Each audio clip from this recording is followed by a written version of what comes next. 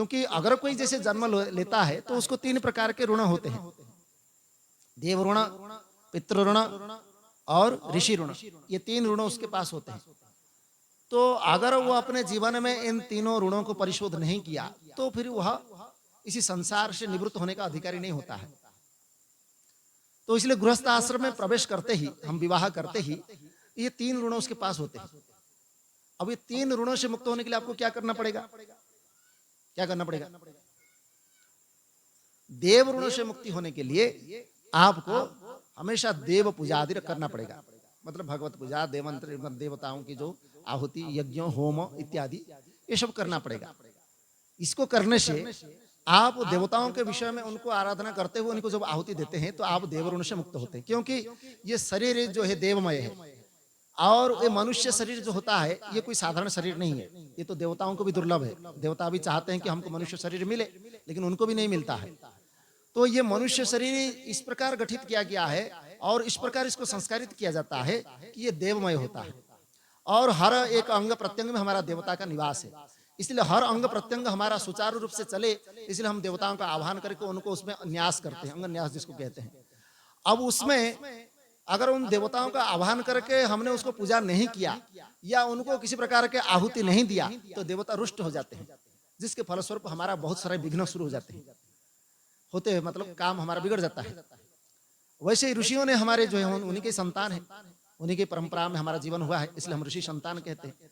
तो उन्होंने हमारे लिए अनेक प्रकार के ज्ञान विज्ञान इसी हमारे संसार को दे करके गए हैं। जो कुछ आज हम ज्ञान प्राप्त कर रहे हैं पुराण शास्त्र इत्यादि वेद माध्यम से, ये सब ऋषियों की देन है। उन्होंने मंत्र दृष्टा के रूप में उस वेदों को उन्होंने देखा और उसका मंत्र को मंत्र, उस मंत्र को स्मरण करके उसको चिंतन करके फिर उस मंत्र को उसे ही निर्माण कर दिया उन्होंने, और उस मंत्र का आज हम उच्चारण कर सकते हैं। वैसा हमारे पास शक्ति नहीं है कि उस मंत्र दृष्टा के रूप में हम कुछ कर सकते हैं, ऐसा भी नहीं। ऐसा कोई ग्रंथ भी लिख नहीं सकते हम कि ये जो इतना बड़ा ग्रंथ लिखा हुआ है, ये ग्रंथ भी हम कभी उसका देख भी नहीं सकते। आज उसको एक श्लोक भी हम पढ़ नहीं सकते, तो इतने 24,000 श्लोक लिखा गया है, कोई ऐसे छोटे मोटे काम तो है नहीं। वो भी जब अभी तो हम इसको देख करके भी लिख सकते हैं, लेकिन उस समय तो कुछ भी नहीं था, फिर भी इस ग्रंथ को लिखा गया। तो ऐसे ऋषियों के संतान हैं हम, उन ऋषियों का हम ऋणी है, और उन्होंने हमारे लिए अनेक प्रकार की संपत्ति छोड़ करके गए हैं। तो ये जो विद्या है ये हमको जब प्राप्त होता है तो उनको हम ऋणी होते हैं। तो गृहस्थ आश्रम प्रवृत्त करते ही हमको ये 2 चीजें कभी नहीं छोड़ना चाहिए। इसलिए हमारे वेद में कहा गया है, स्वाध्याय प्रवचनाभ्याम न प्रवदितव्यम। स्वाध्याय और प्रवचन, प्रवचन मतलब ये जो शास्त्र वचन है इसको प्रकृष्टेन वचनेन अध्यम्यते विनियमते इति च तत्प्रवचनम। उत्तम वाणी के द्वारा, श्रेष्ठ वाणी के द्वारा जिसको विचार किया गया है और जिसको हम बार बार श्रवण करते हैं उसको कहते हैं प्रवचन। तो प्रवचन ऐसा नहीं कोई भी कुछ भी बोल दिया उसको प्रवचन नहीं कह सकते हैं। तो इसलिए उस प्रवचन को बार बार श्रवण करना और इसी प्रकार स्तुति और स्वाध्याय आदि करना, गीता पाठ, रामायण पाठ, भागवत का पाठ इत्यादि करना, ये होता है स्वाध्याय।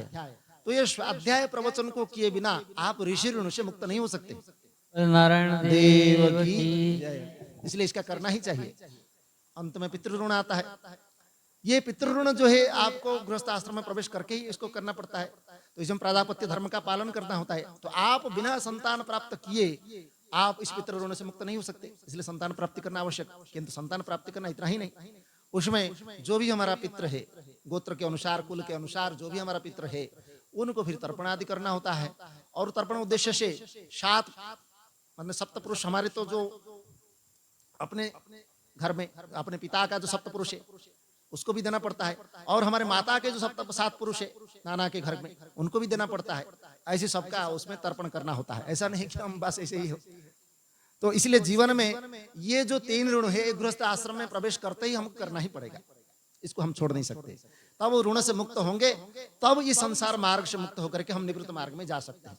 इसलिए हमारा जब वो संन्यास परंपरा में संन्यास देते समय तब ये अभिहित किया जाता है, मतलब उसको समस्त कर्म के रूप में उसमें किया जाता है, और करके फिर उस होम जिसको हम